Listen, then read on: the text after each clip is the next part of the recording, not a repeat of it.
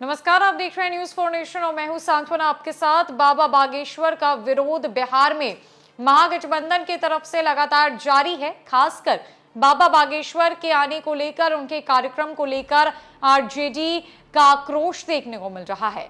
तेज प्रताप यादव ने जहां बाबा बागेश्वर के आने से पहले डीएसएस तक का गठन कर दिया था, 15 लड़कों को स्पेशल ट्रेनिंग दी जा रही थी और खुला ऐलान किया गया था कि बाबा बागेश्वर को पटना एयरपोर्ट पर वो किसी भी हाल में रोक कर दिखाएंगे, लेकिन ऐसा होता हुआ कुछ भी नजर नहीं आया।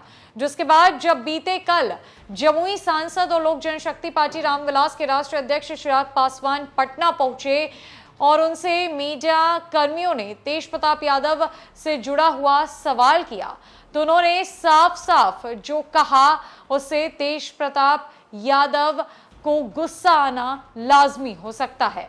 चिराग पासवान ने यह साफ कह दिया कि अब तेज प्रताप यादव ही बताएंगे कि जो पहले इतने आक्रोशित थे, इतने उग्र थे, अब वो बाबा के आने के बाद इतने शांत क्यों हो गए हैं।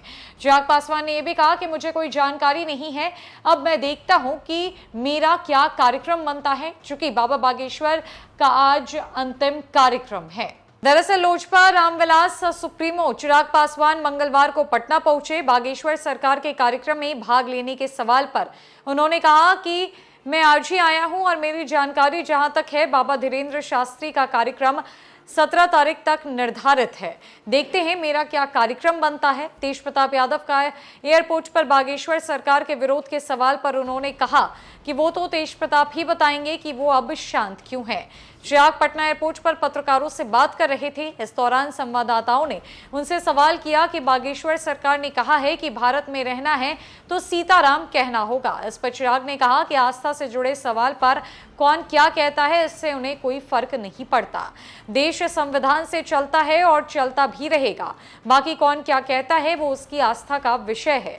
तेजस्वी यादव बाबा के निमंत्रण पर नहीं गए। इस सवाल पर चिराग ने कहा कि तेजस्वी यादव की अपनी सोच है।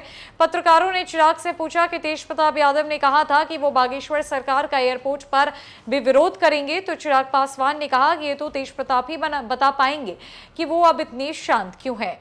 गौरतलब है कि कर्नाटका चुनाव परिणाम पर तेज प्रताप यादव ने कहा कि हर चुनाव एक अलग चुनाव होता है, हर चुनाव को इंडिविजुअल देखने की जरूरत है। कर्नाटका में जिस तरह की परिस्थितियां थी, उस तरह के परिणाम उसके आधार पर आए, वो कर्नाटका तक ही सीमित है। उसका कोई असर 2024 के चुनाव परिणामों पर पड़ेगा ऐसा मुझे नहीं लगता। 2024 में क्या परिस्थितियां रहती है, क्या माहौल रहता है, किस तरह से गठबंधन होता है, उस पर निर्धारित होगा कि 2024 का परिणाम क्या होगा।